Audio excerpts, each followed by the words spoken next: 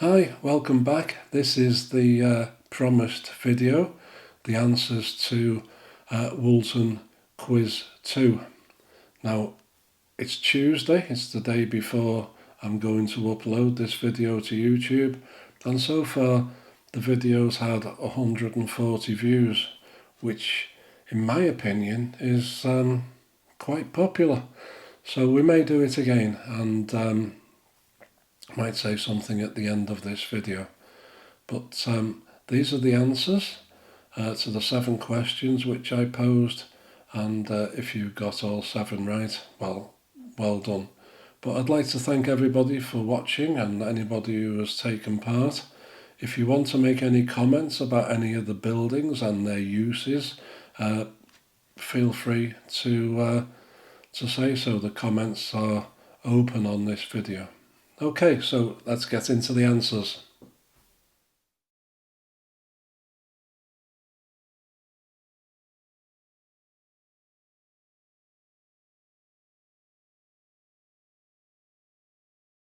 The first question was about this pub. The Elephant is one of the oldest pubs in Woolton Village, but what was it called before being called the Elephant? And the answer is the Woolton Hotel. And before being the Woolton Hotel, it was called the New Inn. And before being the New Inn, it was a house. This photograph was taken in 1910, and it shows the pub with its Woolton Hotel signage, but also an elephant above the door, which leads historians to believe that it was called the Elephant, while it still had the Woolton Hotel signage on the front. Now next door is the Woolton Post and Telegraph Office, and not only is it next door, it's part of the same building.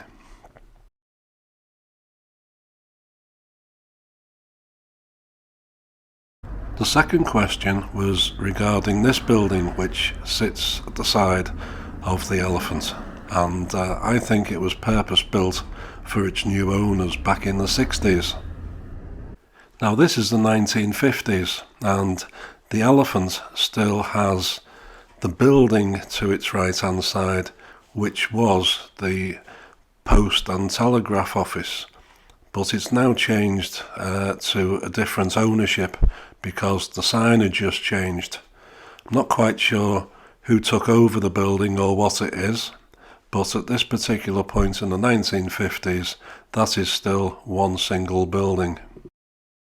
Now jump to the 1960s, and that part of the building has been demolished, and the building that's replaced it is the Trustee Savings Bank.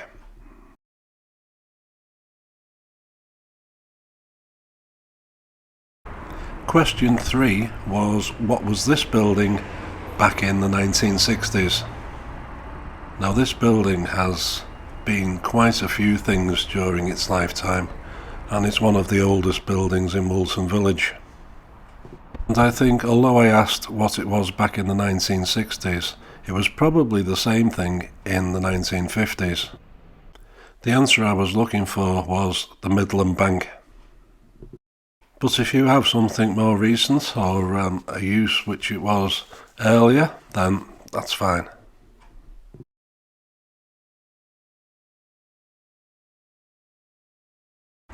Question 4 was about this building on the corner of Allerton Road and Church Road.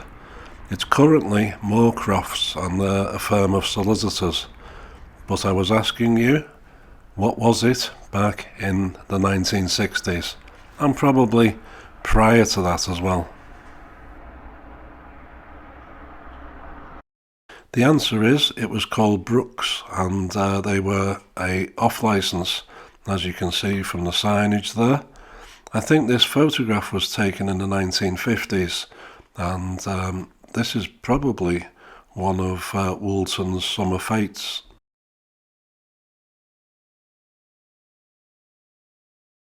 Question 5 was, what was this building before it became a nursery?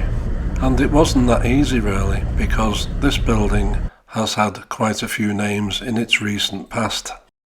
The present building, I think, dates back to the early 1950s, It was certainly built after 1949, and this is what it looked like before. In its early days, there was a house on either side, so that this building here was the middle of a terrace. This photograph is supposedly dated from the 1950s, but it might be earlier. You can see the remnants of the building that used to be on the left. For some time during the 1980s, the pub's name was changed to the Everglades. When we get to the 1990s, they'd changed the name back to the Coach and Horses. In the mid-2000s, it became a restaurant called the Negresco Deco. But by 2010, it had closed its doors, and now it's a nursery. So if you have the answer Coach and Horses, Everglades, or Negresco Deco, then you're a winner.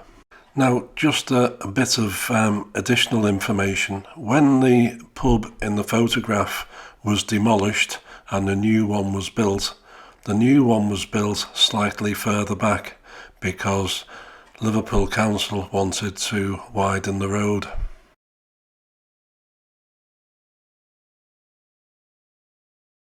Question 6 was slightly harder because I asked what was this building's original use, and over the years it's been quite a few things, and it's now reverted back to what it was originally.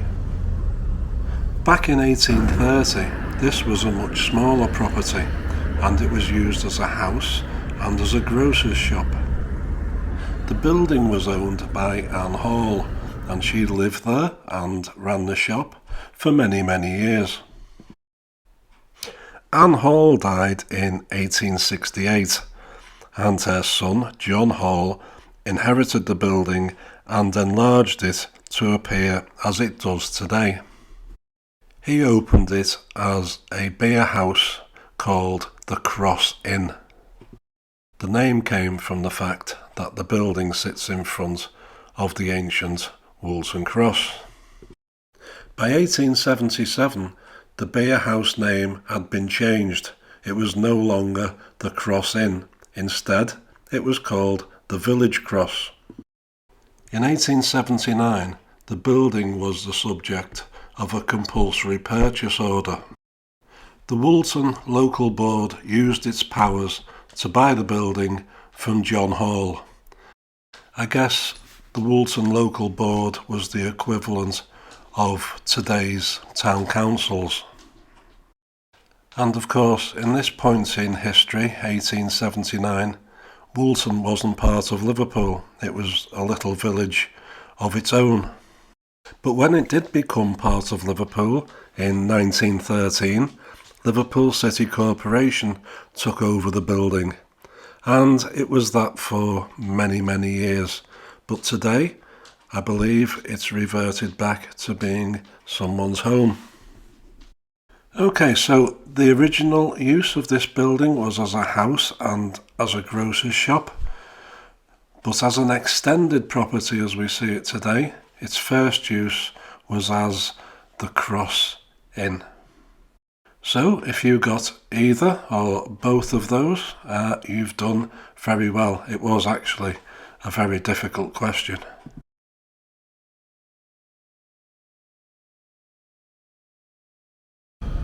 Okay, so the final question, number 7, I asked what was the business that occupied these premises before it became this kitchen design centre. And the answer, of course, is Cooksons, and I filmed the building from this side specifically because the name is still on the wall on the opposite side of the building.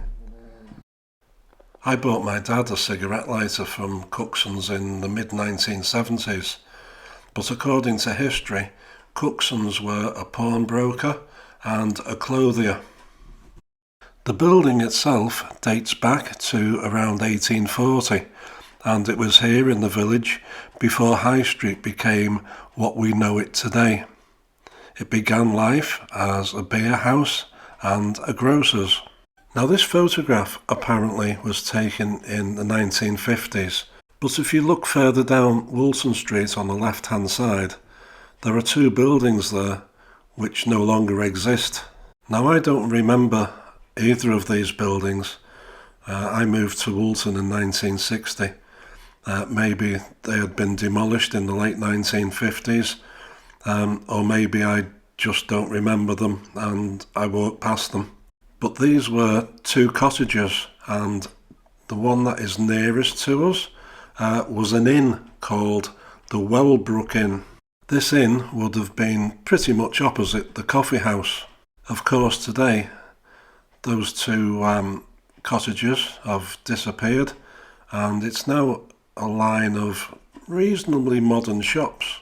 Now, before we finish, I just wanted to say that I might be wrong on this, whether the Kitchen Design Centre actually took over from Cooksons, or whether there was another business here, or maybe even one or two in between.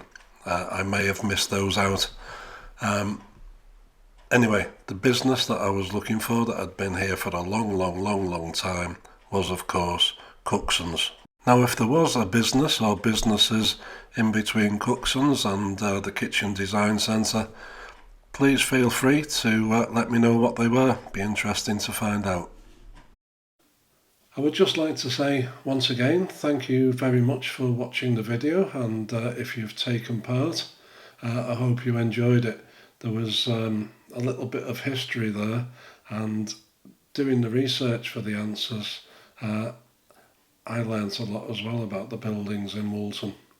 I am going to do another one, so there will be a Woolton Quiz 3, and it's going to involve partly some of the buildings in this row. So if you're going to make a comment, would you please not mention any of the buildings in this particular row, because they're going to form part of the next set of questions. I'm not quite sure what videos are going to be uploaded between now and the new year. Being an internet trader, it means I have quite a busy time leading up to Christmas, and there's also quite a few birthdays in my family between now and New Year, which means time is going to be limited. But I'm going to put at least one more video on in that time frame, hopefully one before Christmas, and hopefully one between Christmas and New Year. I know people have asked me, would I video this and would I video that, and I've said I would. I will get round to those. I haven't forgotten, it's just time. Okay, so once again, thank you very much for watching this video, and we'll catch up very soon.